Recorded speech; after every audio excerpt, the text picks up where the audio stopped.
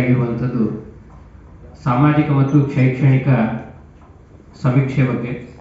ಆದರೆ ಎಲ್ಲ ಸಮುದಾಯಗಳು ಅವರವರ ಸಮುದಾಯಗಳನ್ನು ಗಟ್ಟಿ ಮಾಡುವಲ್ಲಿ ಮತ್ತು ಆ ಸಮಾಜದ ಸರ್ವೆಯಲ್ಲಿ ತಮ್ಮ ಸಮಾಜವನ್ನು ಪ್ರತಿನಿಧಿಸುವಂತಹ ನಾಯಕರುಗಳು ಮತ್ತು ಸ್ವಾಮೀಜಿಗಳು ಪತ್ರಿಕಾ ವರದಿಯನ್ನು ಮಾಡುವಂಥದ್ದು, ಸಾಮಾಜಿಕ ಜಾಲತಾಣಗಳಲ್ಲಿ ಸಮಾಜವನ್ನು ಗಟ್ಟಿಗೊಳಿಸುವಂಥ ಕಾರ್ಯವನ್ನು ಮಾಡ್ತಾ ಇದ್ದಾರೆ.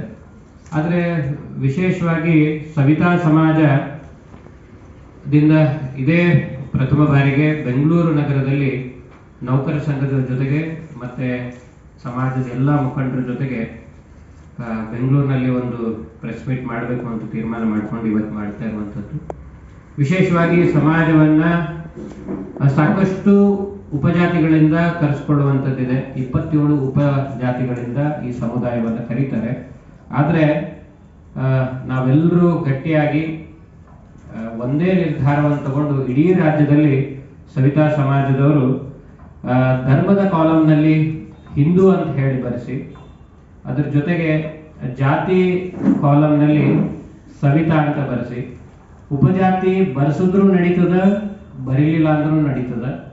ಒಂದು ತಲೆಯಲ್ಲಿರಲಿ, ನೀವು ಎಷ್ಟು ಡಿವೈಡ್ ಆ್ಯಂಡ್ ರೂಲ್ ಮಾಡ್ಕೊತ ಹೋಗ್ತೀರಿ ಅಷ್ಟು ಸಮಾಜದ ಸಂಖ್ಯೆ ಕಮ್ಮಿ ಆಗ್ತದ.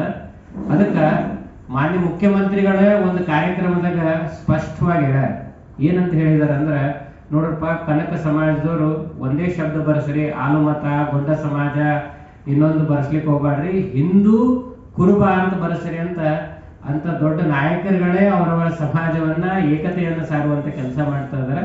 ಅದಕ್ಕೆ ಸವಿತಾ ಸಮಾಜದವರು ಇಡೀ ಭಾಗದಲ್ಲಿ ನಮಗೆ ಕೆಲವೊಂದು ಭಾಗದಲ್ಲಿ ನಯನಕ್ಷತ್ರಿಯ ಅಂತ ಕರಿಬಹುದು, ಕ್ಷತ್ರಿಯರ ಅಂತ ಕರಿಬಹುದು, ಭಜಂತ್ರಿ ಅಂತ ಕರಿಬಹುದು, ನಾವಿ ಅಂತ ಕರಿಬಹುದು, ಭಂಡಾರಿ ಅಂತ ಕರಿಬಹುದು, ಸೇನ್ ಸಮಾಜ ಅಂತ, ಹೀಗೆ ನಾಯಿ ಬ್ರಾಹ್ಮಣ ಅಂತ ಹೀಗೆ ಬೇರೆ ಬೇರೆ ಬೇರೆ ಉಪಜಾತಿಗಳಿಂದ ಕರೀತಾರೆ.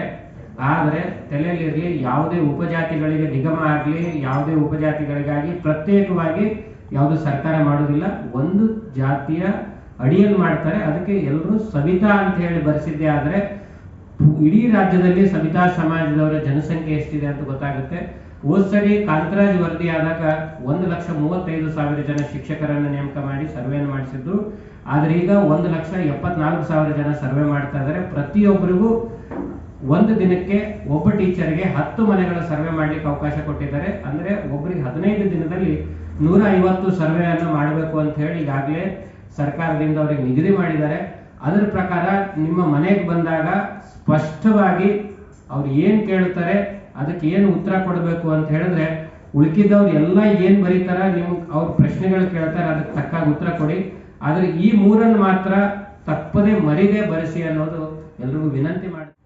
ಕಾರಣ ಇಷ್ಟೇ, ಈಗ ಬಲಾಢ್ಯ ಸಮುದಾಯಗಳೇ ಒಂದು ಅಡಿಯಲ್ಲಿ ಬರ್ತಾ ಇದ್ದಾಗ ನಾವುಗಳು ಬೇರೆ ಬೇರೆ ಬರೆಯೋದಿಲ್ಲ, ಅರ್ಥ ಇಲ್ಲ ಅಂತಕ್ಕಂಥದ್ದು ಭಾವಿಸ್ತಾ ಹೇಳಿರ್ತಕ್ಕಂಥ ಮಾತುಗಳು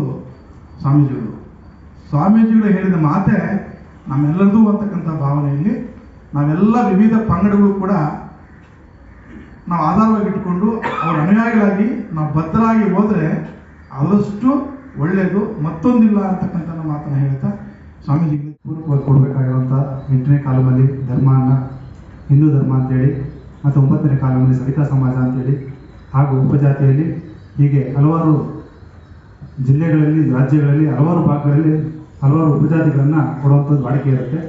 ಅದರಿಂದ ಈಗಾಗಲೇ ಅವರು ಒಂದು ಜಾತಿ ಗಣತಿಯಲ್ಲಿ ಆಗಿರ್ಬೋದು, ಅವರ ಒಂದು ಜಾತಿ ಪ್ರಮಾಣ ಪತ್ರದಲ್ಲಿ ಆಗಿರ್ಬೋದು, ಹಾಗೆ ಒಂದು TCಗಳಾಗಿರ್ಬೋದು, ಈಗಾಗಲೇ ಅವರು ಕೊಟ್ಟಿರ್ತಾರೆ ಒಂದು ಉಪಜಾತಿಗಳನ್ನು. ಅವರು ಆ ಉಪಜಾತಿಯನ್ನು ಸಹ ಅವರು ಕೊಡಲಿಕ್ಕೆ ಅವಕಾಶ ಇದೆ. ಹಾಗೆ ಇದನ್ನು ಇನ್ನೊಂದು ವಿಚಾರ ಏನಂದರೆ, ಈಗಾಗಲೇ ಜಾತಿ ಕಾಲಂನಲ್ಲಿ ನಮ್ಮ ಜಾತಿ ನಿಂದನೆ ಪದಗಳನ್ನು ಹೊರತುಪಡಿಸಿ ತಾವೆಲ್ಲರೂ ಈ ಒಂದು ಉಪಜಾತಿಗೆ ಕೊಡಬೇಕು ಅನ್ನೋದು ಸಹ ನಾನು ಹೇಳಲಿಕ್ಕೆ ಬಯಸ್ತಾ ಇದ್ದೀನಿ. ಹಾಗೆ ಮುಖ್ಯವಾಗಿ ಈ ಒಂದು ರಾಜ್ಯದಲ್ಲಿ ಜಾತಿ ಸಮೀಕ್ಷೆ ನಡೀತಾ ಇದೆ. ನನ್ನ ಒಂದು ವಿನಂತಿ ಏನಂತ ಹೇಳಿದ್ರೆ, ತಮ್ಮ ಮುಖಾಂತರ ನಮ್ಮ ರಾಜ್ಯಾದ್ಯಂತ ನಮ್ಮ ಎಲ್ಲ ಸಂಘಟನೆಗಳಿದ್ದಾವೆ, ಜಿಲ್ಲೆಗಳಲ್ಲಿ, ತಾಲೂಕುಗಳಲ್ಲಿ ಹಾಗೂ ಹೋಬಳಿ ಮತ್ತು ಗ್ರಾಮಗಳಲ್ಲಿ ಮತ್ತು ಬೆಂಗಳೂರು ನಗರಗಳಲ್ಲಿದೆ. ನನ್ನೆಲ್ಲ ಸಮಾಜ ಬಂಧುಗಳಿಗೆ ನನ್ನ ವಿನಂತಿ ಏನಂದರೆ, ಈಗ ಹಲವಾರು ಜನಕ್ಕೆ ನಮ್ಮ ಸಮಾಜದ ಬಂಧುಗಳಿಗೆ ಕೆಲವಾರು ಮಾಹಿತಿ ಕೊಡಲಿಕ್ಕೆ ಸ್ವಲ್ಪ ಅವರಿಗೆ ಮಾಹಿತಿ ಕೊರತೆಗಳಿರ್ಬೋದು. ಅದರಿಂದ ನಮ್ಮ ಶಿಕ್ಷಿತರು ಮತ್ತು ಒಂದು ಬೇರೆ ಒಂದು ಒಂದು ಕೆಲಸ ಮಾಡೋಂಥ ವೃತ್ತಿದಾರರು, ಎಜುಕೇಷನ್ ಇರುವಂಥವ್ರು, ಇವೆಲ್ಲರೂ ಸಹ ಇದಕ್ಕೆ ಸಾಮೂಹಿಕವಾಗಿ ಒಳಪಟ್ಟು ನಾವು ಸಹ ಸರಿಯಾದ ಮಾಹಿತಿಯನ್ನು ಕೊಡಬೇಕು. ಹಾಗೆ ನಮ್ಮ ಸಮಾಜದ ಬಂಧುಗಳಿಗೂ ಸಹ ಇದನ್ನ ನಿಖರವಾದ ಮಾಹಿತಿ ಕೊಡುವಂಥ ರೀತಿಯಲ್ಲಿ ನಾವೆಲ್ಲರೂ ಸಹ ಅವ್ರನ್ನ ಜಾಗೃತರನ್ನಾಗಿ ಮಾಡಬೇಕು ಅಂತ ಹೇಳಿ. ಗೊಂದಲ ಇದೆ. ಇನ್ನು ಕೂಡ ಹೇಗೆ ಸಮೀಕ್ಷೆಯವರು ಬರುವಾಗ ಹೇಗೆ ಯಾವ ಮಾಹಿತಿ ಕೊಡಬೇಕು ಅಂತ ಗೊತ್ತಿರಲಿಲ್ಲ. ಈ ಒಂದು ಮಾಧ್ಯಮ ಪ್ರಕಟಣೆ ಮೂಲಕ ತಮ್ಮ ಎಲ್ಲ ಮಾಧ್ಯಮ ಮಿತ್ರರು ಎಲ್ಲರಿಗೂ ಇದನ್ನ ತಿಳಿಸಿ ನಮಗೆ ಸಹಕರಿಸಬೇಕಾಗಿ ಕೇಳಿಕೊಳ್ತಾ ಇದ್ದೀನಿ. ಸವಿತಾ ಜನಜಾಗೃತಿ ವೇದಿಕೆ ಮೂಲಕ ನಾನು ಎಲ್ಲ ಮಾಧ್ಯಮ ಮಿತ್ರರಿಗೆ ಒಂದು ಮನವಿ ಮಾಡ್ಕೋತೀನಿ. ಸರ್ಕಾರಕ್ಕೆ ಎಲ್ಲದಕ್ಕೂ ಮುಂಚೆ ನಮ್ಮ ಎಲ್ಲ ಸವಿತಾ ಜನಾಂಗದವರು ಮಾಧ್ಯಮ ಮಿತ್ರರಿಗೆ ಒಂದು ಚಪ್ಪಾಳೆ ಮೂಲಕ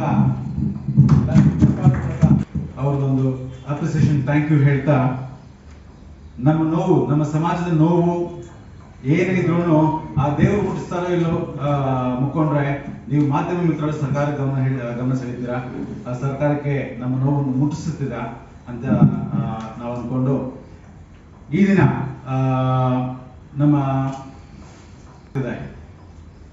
ಧರ್ಮ ಹಿಂದೂ ಅಂತ ಬರೆಸಿ ಮತ್ತೆ ಜಾತಿ ಸವಿತಾ ಅಂತ ಬರೆಸಿ ಕೋಡ್ ನಂಬರ್ ಏನಿದೆ A1282 ಅಂತೆಲ್ಲ ಸವಿತಾ ಜನಾಂಗದವರಿಗೆ ಈ ವೇದಿಕೆಯ ಮೂಲಕ ಎಲ್ಲರಿಗೂ ಮನವಿ ಮಾಡ್ಕೊತಾ ಇದ್ದೀವಿ.